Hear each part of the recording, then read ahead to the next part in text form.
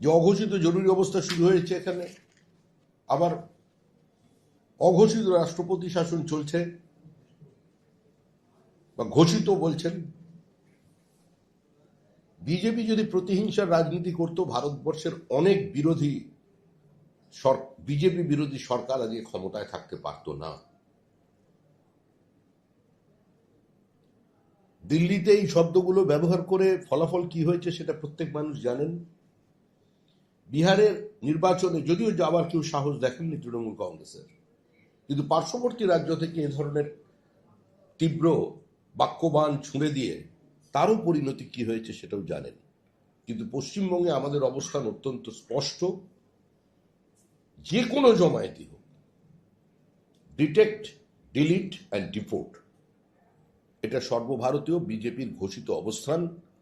এর বাইরে আমরা যাচ্ছি না। আর মুখ্যমন্ত্রী যা যা বলেছেন বিজেপি সম্পর্কে, আমরা মনে করি না তার কোনো প্রতিক্রিয়া বা তার বিরুদ্ধাচরণের প্রয়োজন আছে।